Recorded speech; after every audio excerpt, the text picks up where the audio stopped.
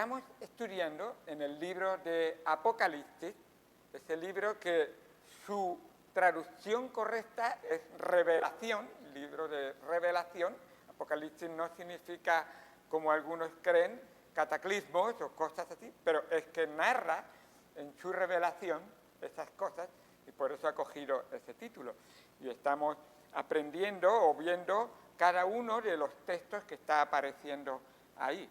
Hemos estado estudiando los capítulos, estamos ahora en el capítulo número 6 y acabamos de dejar ese momento en que hemos visto esa pura adoración celestial donde todos los seres vivientes, todos los ancianos, todos los ángeles y todos los millones de millones que adoran y exaltan al Señor están clamando y reconociendo al Señor, reconociendo que cantaban un cántico nuevo diciendo: digno eres de tomar el libro y de abrir sus sellos, porque tú fuiste inmolado, con tu sangre nos has redimido para Dios de todo linaje y lengua y pueblo y nación, y nos has hecho para nuestro Dios reyes y sacerdotes, y reinaremos siempre sobre la tierra. Hemos visto en ese trono celestial que está sentado el Padre, y Él tiene en su mano, y está mostrando a todos, que tiene en su mano un libro que tiene 7 sellos. Y aquí hay algo que se parece, no es exactamente, el libro antiguamente era un papiro enrollado donde se colocaba 7 sellos que se sellaban para que no se leyera. Este libro está escrito por dentro y por fuera, el Padre lo tiene en su mano y es el libro de la escritura de la tierra, el libro de los juicios de la tierra, el libro realmente en el que está realmente, se llama el contrato Ketubá. Y el contrato Ketubá es un contrato matrimonial, porque Apocalipsis es un libro en donde se nos revela una boda celestial. El novio, Cristo, en el primer capítulo, en los capítulos 2 y 3, la novia, la iglesia y todos aquellos que pertenecen a la iglesia. En el capítulo 4 se nos presenta al Padre sentado en el trono. Él tiene un gran rollo en su mano, un libro, y está buscando a alguien que sea digno de abrirlo y traer juicio sobre la tierra, purgar la tierra, y entonces se celebrará la boda que tendrá lugar. En el capítulo 19 tendremos esa boda, ya llegaremos ahí. Pero mientras tanto, Juan, viendo la situación, estaba llorando y diciendo: no hay en el mundo, ni en la historia del mundo, un hombre digno de abrir ese libro. Y él, llorando, fue tocado por uno de los 24 ancianos y dice: no llores más, porque el león de la tribu de Judá, él sí que es digno de abrirlo. Y entonces él mira hacia el trono y se sorprende, porque en vez de encontrar un león, lo que encuentra es un corderito, pero que ha sido inmolado. Y todos recordáis, y los que nos visitan, lo digo por los que nos visitan, ese inmolado significa que ese corderito ha sido degollado y ha derramado su sangre. Y él es el único digno. Para ser digno, es digno por ser Dios, es digno por ser creador, pero es digno por ser redentor, el que ha redimido, el que ha pagado el precio de tu pecado para que tú puedas un día, conociendo a Cristo, formar parte de esa iglesia que será la esposa. Así que ese libro él lo toma en su mano y al tenerlo en su mano abre cada uno de esos sellos. Hemos visto el primero, el segundo, el tercero, estamos en el 4º sello. Simplemente menciono esos sellos que hemos visto, no vamos a verlos por supuesto. El primer sello, a propósito, esos 4 sellos primeros se llaman comúnmente los 4 jinetes del Apocalipsis. ¿Os suena de algo? Sí, los 4 jinetes. Y son importantes porque son muy duras los juicios que vienen sobre la tierra. El primer caballo es un caballo blanco. Y nos dice la palabra de Dios que ese caballo blanco viene montado por uno, que se le ha dado una corona y tiene en su mano un arco. Pero ese caballo, el jinete, no representa a Jesucristo. El jinete es una falsificación de Jesucristo, que en el capítulo 19 veremos que hay otro caballo blanco en el que sí que es Jesucristo el que lo monta. Pero aquí es una falsificación y se nos recuerda en la palabra de Dios, y no puede, ya he dicho que no vamos a repasarlo, se nos recuerda en la palabra de Dios que vamos a ser muchos engañados. El capítulo 24 de Mateo dice, aún a los escogidos engañarás si pudiera.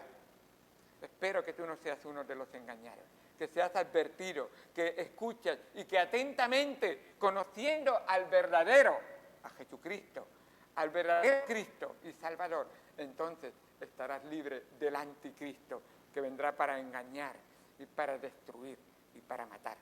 El segundo sello, este caballo era blanco, el segundo caballo es el caballo rojo.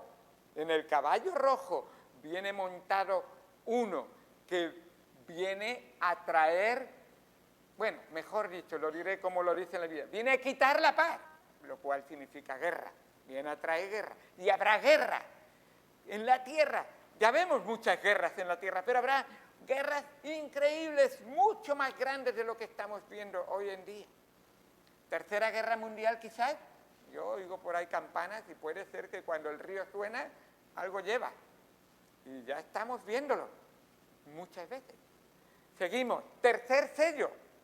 Hemos visto el caballo blanco, el caballo rojo, aquí tenemos el caballo negro. Este vimos la semana pasada.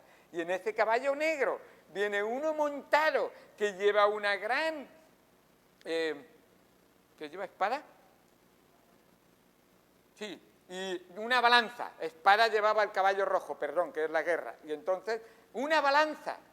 Ese caballo, el jinete lleva una balanza y significa, y piénsalo, cualquiera que conoce un poco de la historia de España, detrás de la guerra civil que vino, una gran hambre, mucha hambre. Y las guerras traen destrucción, traen falta de alimentos, hambre. Y va a haber una gran hambre en la tierra. Ya estamos viendo cómo la inflación está subiendo los precios de los alimentos, cómo cada vez cuesta más llegar a fin de mes. Y vemos ahí que ese caballo dice que se venderá, para tenerlo en nuestros términos, 1 kilo de harina por 65, 80 euros. Si no me lo pena, y eso para una persona nada más. Y pasarán mucho hambre. Pero llegamos al cuarto jinete. Y en el cuarto jinete tenemos un caballo amarillo, amarillo pálido. Y llama mucho la atención. Los que queréis ir a Apocalipsis, capítulo número 6, los versículos que vamos a ver será el 7 y el 8. Apocalipsis 6, versículos 7 y 8. Estamos en el cuarto sello. Todavía nos quedan 3 más que estaremos viendo. Ese caballo amarillo, la palabra en el griego para amarillo es amarillo pálido, amarillo verdoso. Y vemos que una palabra que es derivada de ella es clorofila. Es de donde viene ese color amarillo, clorofila. Y el color clorofila es como amarillo verdoso. Realmente, este calificativo griego describe la tonalidad pálida y verdosa que adquiere un cadáver en descomposición. Y ya vamos a ver lo que va a traer ese caballo.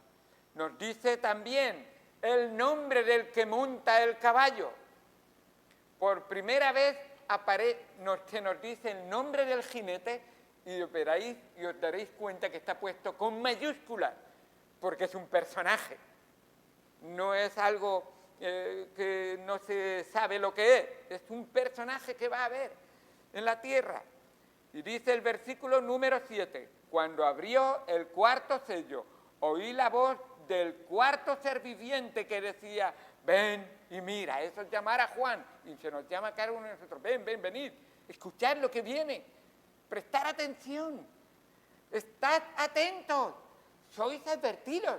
Cuando te vengan, no digas que no lo sabías. No quisiste escuchar. Hiciste caso omiso.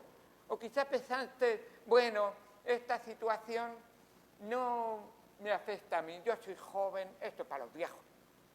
Cuidado, que nunca sabes. Porque vamos a ver que esa misma opinión muchos tienen de la muerte. Bueno, si no le presto atención, si no pienso en ella, a mí no me va a afectar. Y la muerte viene inevitablemente a toda criatura en la tierra.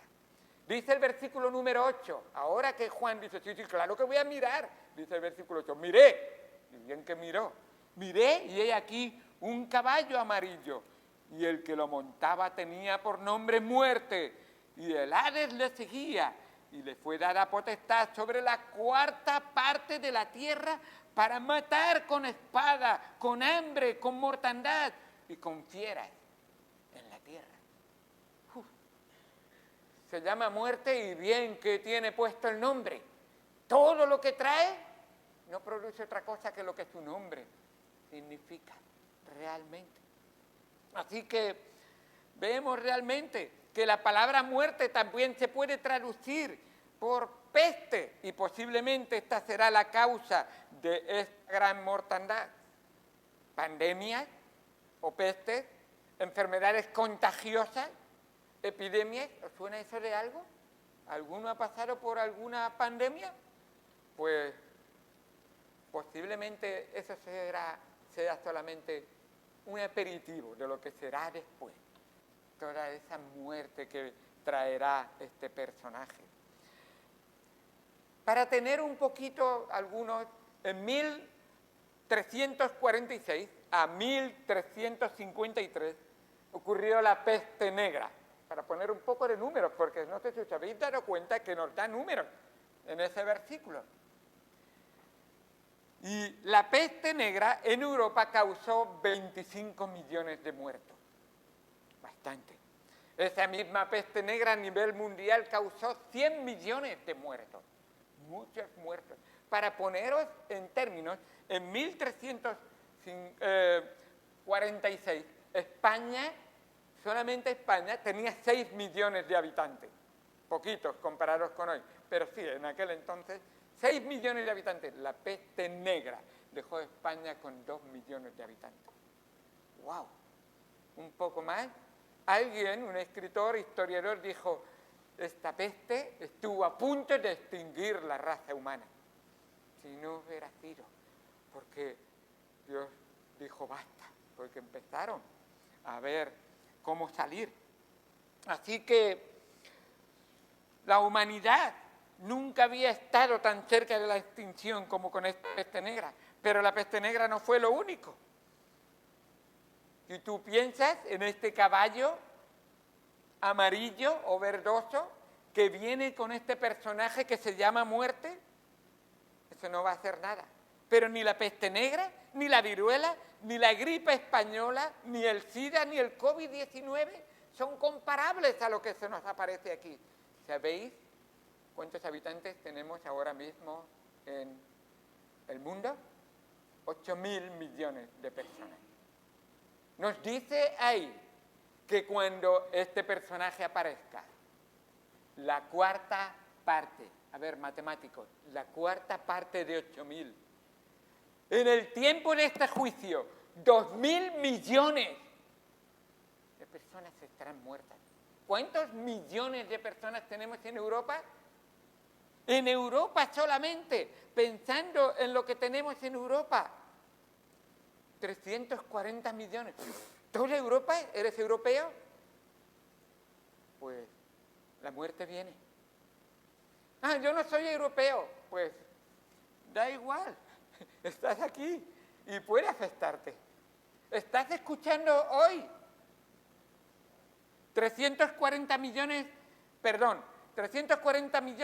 en Estados Unidos. En la Unión Europea 448 millones. Un poquito más. ¿Pero cuántos hemos dicho? 2.000 millones.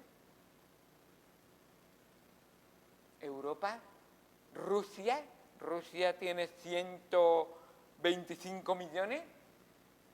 Estados Unidos, 340 extinguidos. China, dice, vamos a ver los chinos, ¿cuántos?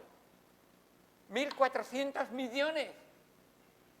2.000 millones es una cantidad que nuestra mente no capta. Muy bien.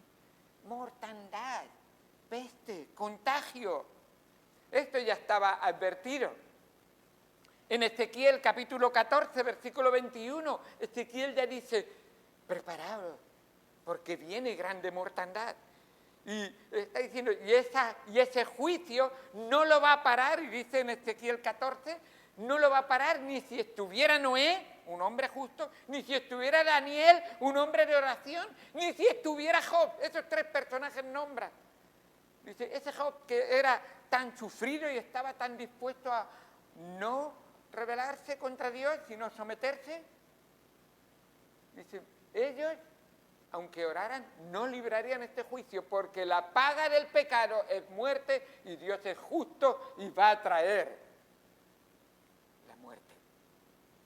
Así que dice, yo enviaré contra Jerusalén mis 4 terribles juicios: espada, hambre, fieras y pestilencia, para cortar de ella hombres y bestias.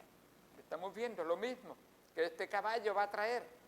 Así que el mismo efecto que vendrá cuando se acerca el juicio del cuarto jinete. Todos esos juicios, recordar lo que hemos tenido, todos esos juicios son muy severos, muy intensos y constantes. Y recordar, no es que viene un juicio y se quita y viene otro, no. Cada juicio es acumulativo. El primero sigue, el segundo sigue, el tercero sigue y estamos en el cuarto. Mucho. ¿Qué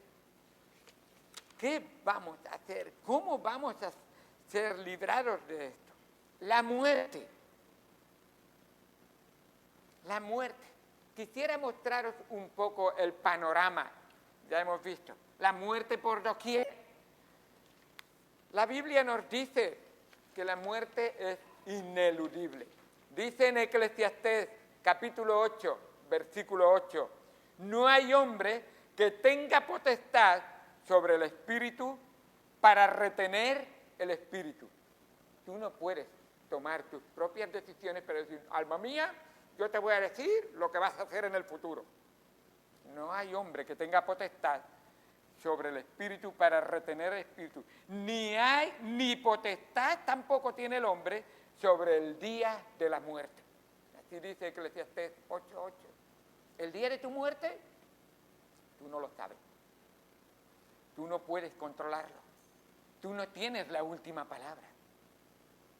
Entonces, no valen armas en tal guerra, ni la impiedad librará al que la posee, ni que sea fuerte, ni que todos pasarán por la muerte. El escritor de Hebreos dice en el capítulo 9, versículo 27, y de la manera que está establecido para los hombres, que mueran una sola vez. Y después de esto, el juicio. Así es. Así que está establecido, es ley de vida, es inevitable, no te puedes escapar. Te tendrás que enfrentar un día con la muerte. ¿Pero cómo? Voy a escapar de la muerte. Yo no quiero morir. ¿Tú quieres morir? Y más si es incierta tu existencia después, que no sabes lo que va a pasar contigo. ¿Qué vamos a hacer?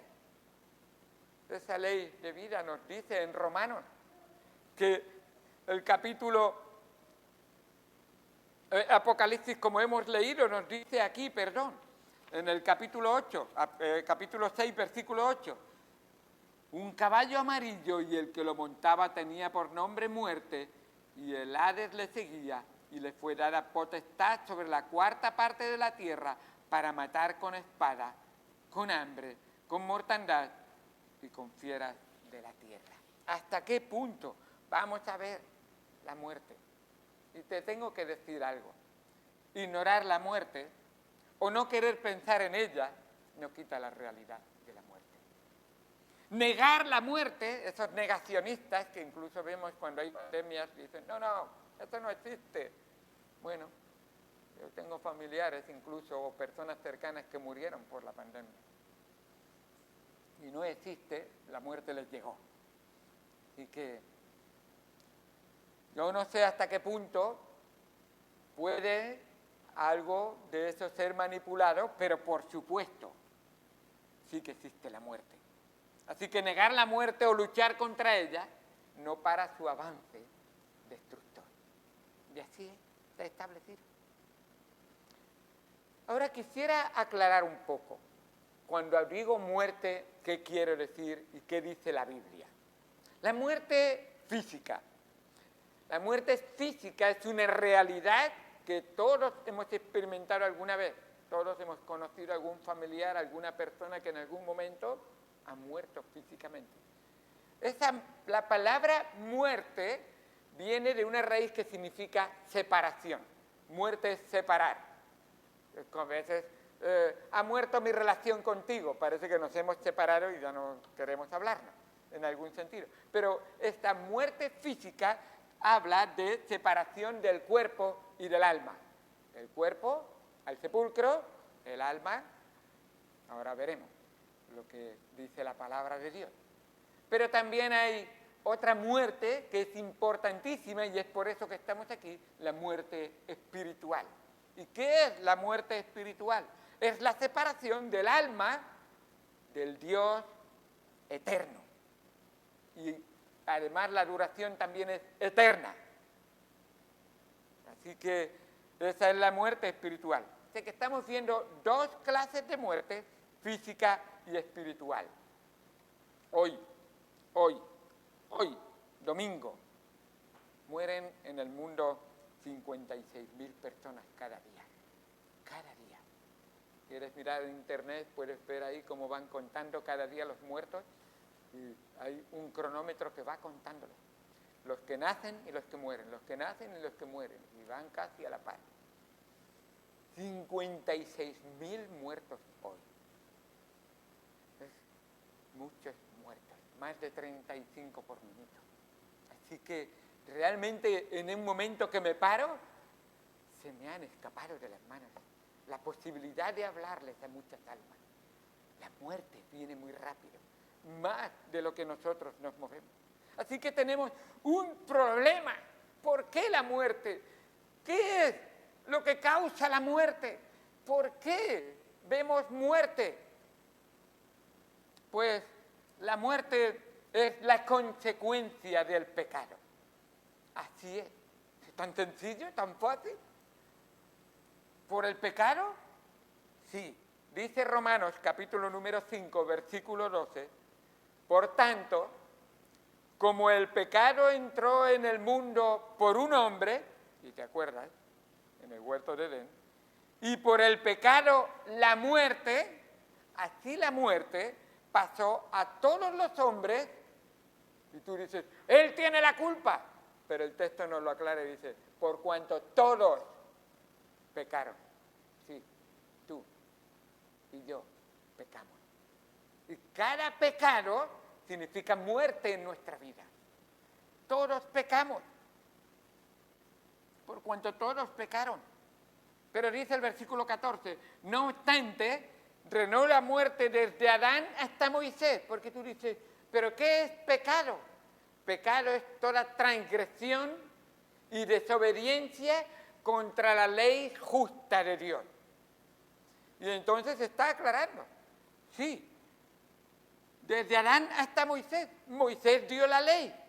Y entonces, aquellos que no tienen ley o cuando no existía ley, ¿cómo es que ellos pecan? ¿O cómo serán juzgados?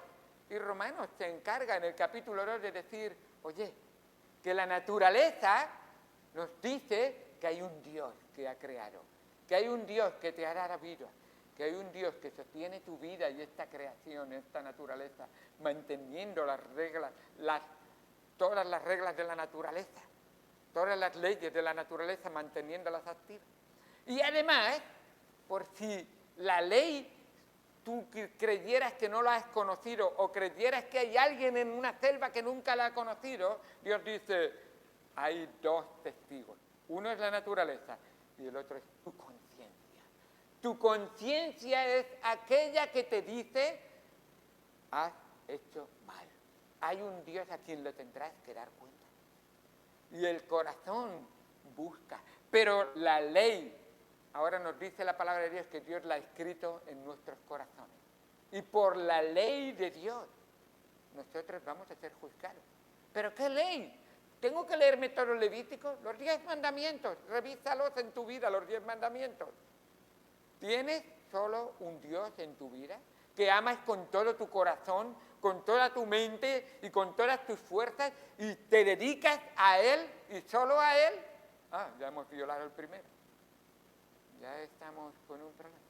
Y de verdad amas, y eso es en lo que se resume la ley, en 2 mandamientos. Y de verdad amas a tu prójimo como te amas a ti. Te tratas bien y entonces tratas a los demás. Le hablas bien cuando te tratan como no te gusta. Les contestas bien. ¿Amas a tu prójimo?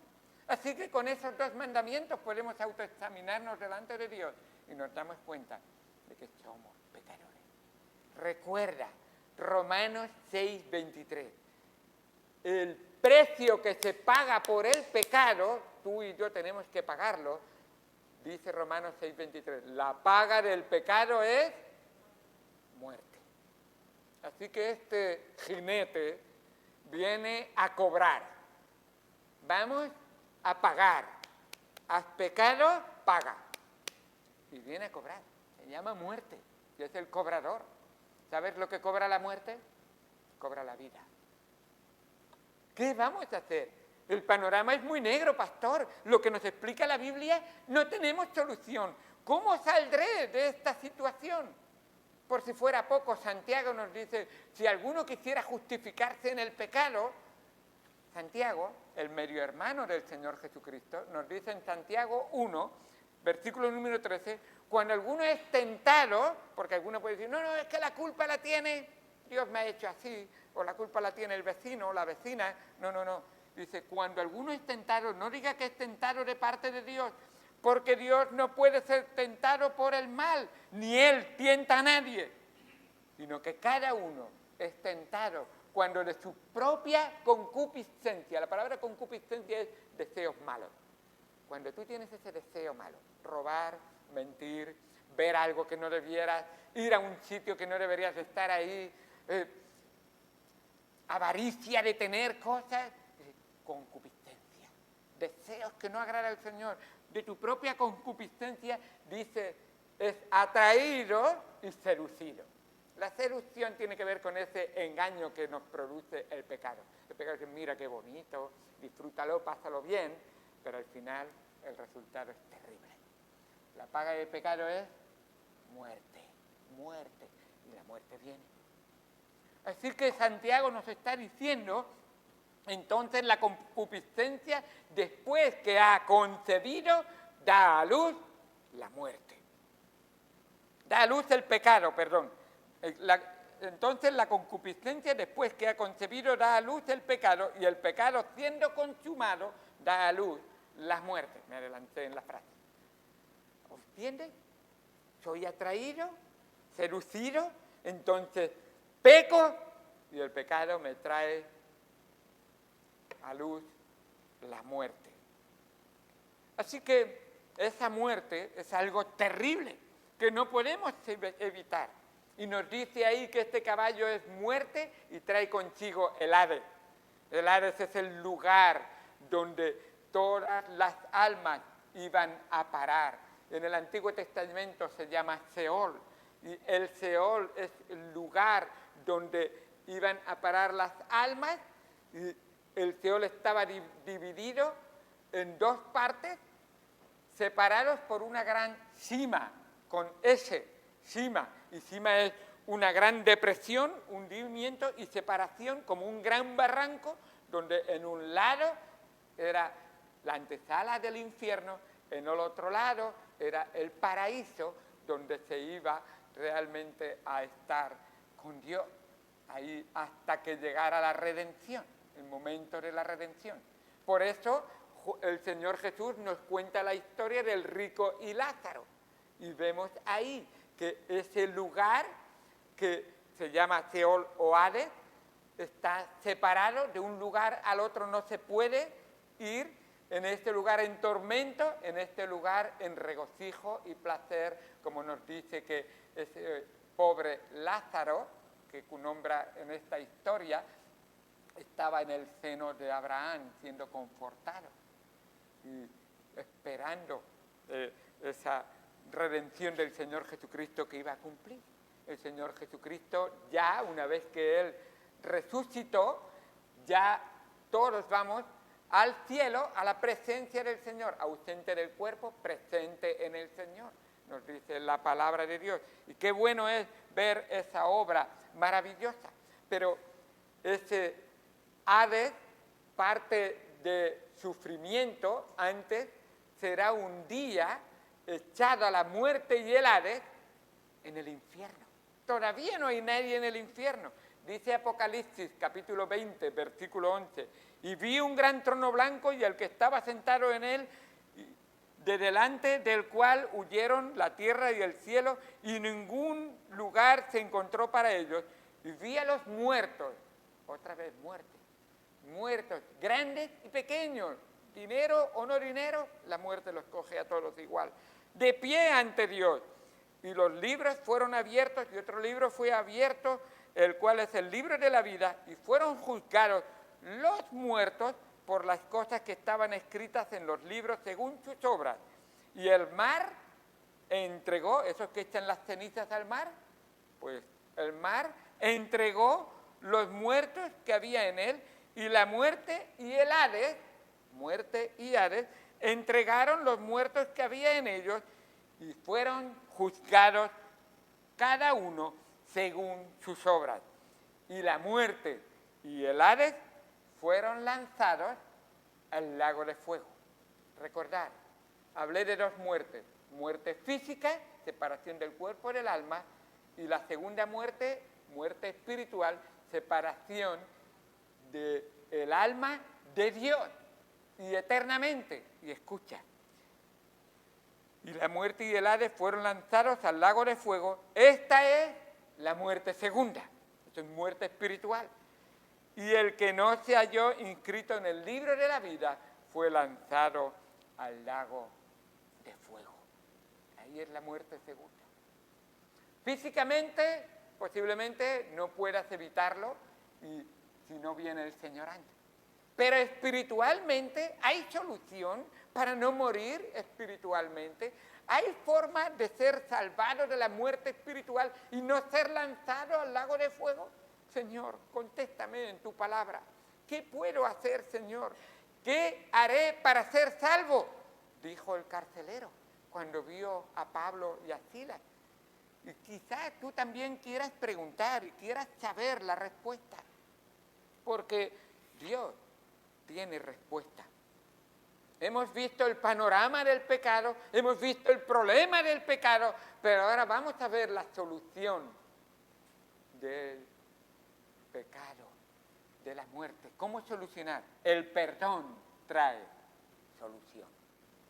¡Qué bueno! El perdón trae solución. ¿Qué quieres decir? Explícamelo.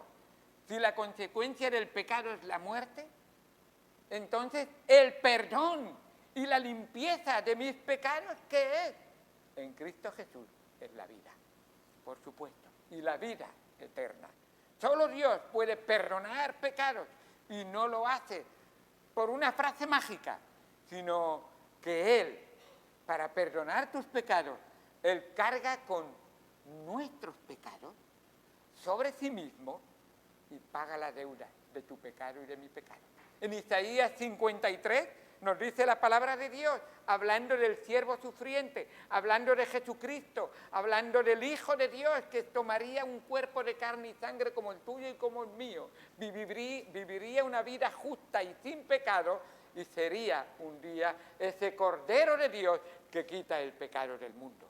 Dice en Isaías 53, ciertamente llevó Él nuestras enfermedades y sufrió nuestros dolores, y nosotros lo tuvimos por azotado, por herido de Dios y abatido. Mas Él, herido fue por nuestras rebeliones, molido por nuestros pecados. El castigo de nuestra paz fue sobre Él, y por su llaga fuimos nosotros juraron. Todos nosotros nos descarriamos como ovejas, cada cual se apartó por su camino, mas Jehová, el Padre, Dios, cargó en él el pecado de todos nosotros. Angustiado él y afligido, no abrió su boca. Como cordero fue y llevado al matadero, y como oveja delante de sus trasquiladores, enmudeció y no abrió su boca.